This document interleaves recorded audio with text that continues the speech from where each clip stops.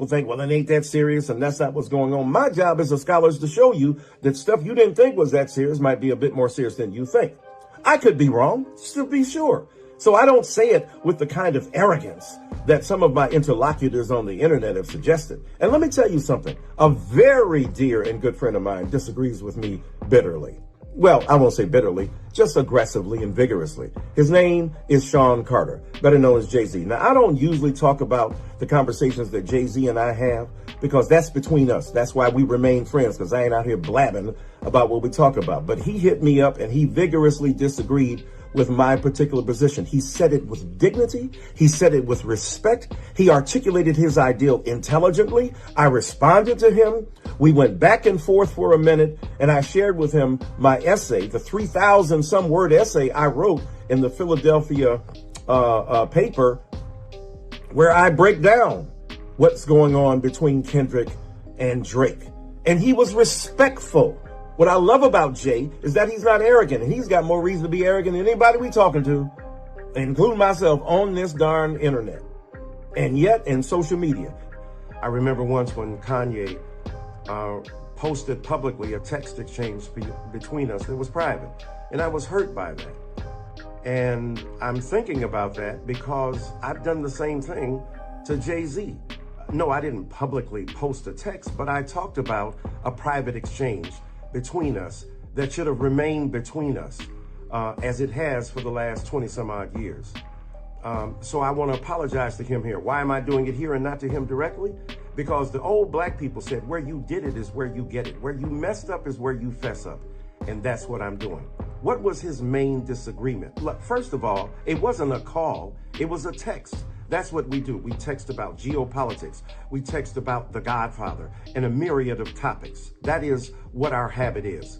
His main disagreement, when I compared Kendrick in his line, Not Like Us, to Trump in his trying to distinguish himself from others who weren't on the same level. And Jay-Z said basically that was a faulty kind of comparison. One is a rapper, the other is a far more sinister force. And he said, this is what rappers do.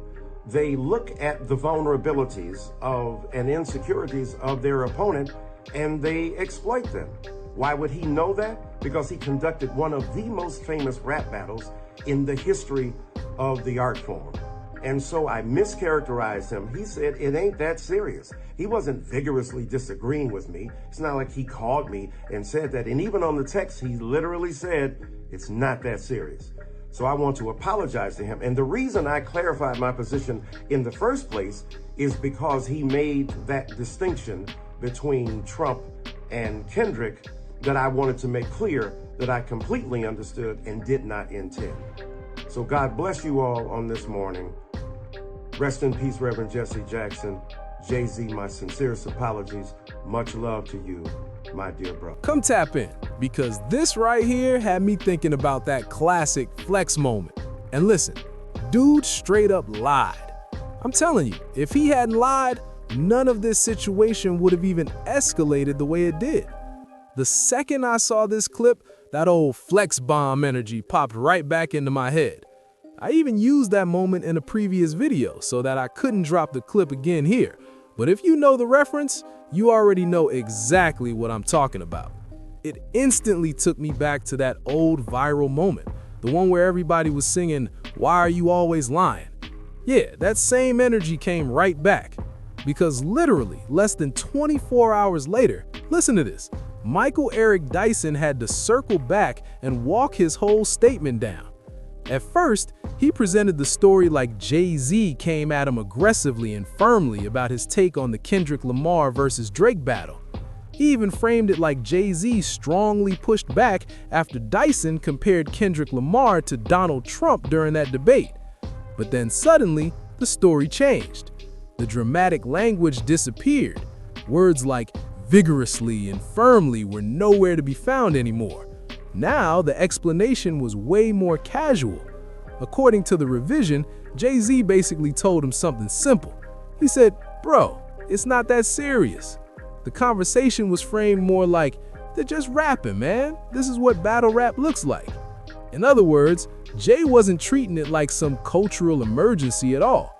But Dyson took that casual response and turned it into something much bigger. And you could tell it was because he really wanted to prove his original argument about the battle. Because remember, I never even covered his commentary about the Kendrick versus Drake situation when it first happened.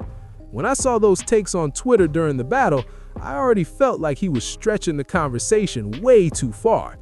He was trying to turn lyrics into some massive cultural analysis about identity, politics, and everything else.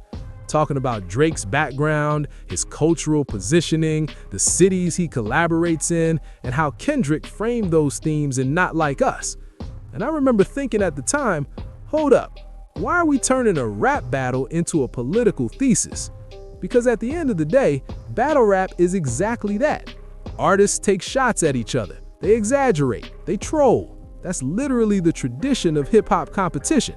It's not always meant to be dissected like a graduate-level sociology paper. Now look, I don't know Jay-Z personally. I don't know the real dynamics between Jay-Z and Drake behind closed doors.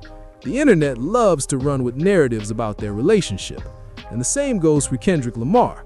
We know Jay and Kendrick have shown public respect for each other plenty of times. They've taken photos together and even shared moments around the Super Bowl events. But the truth is, none of us really knows the full story. What I do know, though, is that Jay-Z doesn't seem like the type who would jump into that debate the way Dyson tried to frame it. That's why when I first saw the original claim, it already sounded exaggerated to me. And the crazy part is, I didn't even see the correction yesterday. I'm just catching up to it now. But once I saw it, it confirmed exactly what I suspected. Sometimes people use big, dramatic language to create a stronger headline. Words like vigorously or directly confronted make the story sound explosive. But then reality kicks in, and suddenly the real conversation was just Jay-Z saying something like, "Hey bro, it's not that deep." That's it. No confrontation, no heated debate, just a casual check. And here's where the situation gets even more confusing. If you've really been cool with someone for 20 years, why would you even put a private conversation like that out in public to begin with? That's the part that never made sense to me. Because if Jay has been having thoughtful discussions with you over the years, why expose one of those moments to prove a point online? Especially when you've already complained about people doing that to you before. Dyson himself talked about how he didn't like it when Kanye shared a private conversation they had, so it was kind of ironic to turn around and do the same thing. Now, I know what some people are gonna say. They're gonna joke that Roc Nation trucks pulled up and forced the apology. Y'all know how the internet runs with those jokes. And yeah, I even referenced that narrative in my earlier video just for context. But let's be real for a second. It's not that dramatic. Nobody's sending black SUVs to intimidate professors over podcast comments. What actually happens in situations like this is much simpler. People call each other, they talk, they clear things up. And that's probably what happened here. Jay-Z likely hit him up and said something like, "Hey man, that's really how you're gonna frame our conversation?"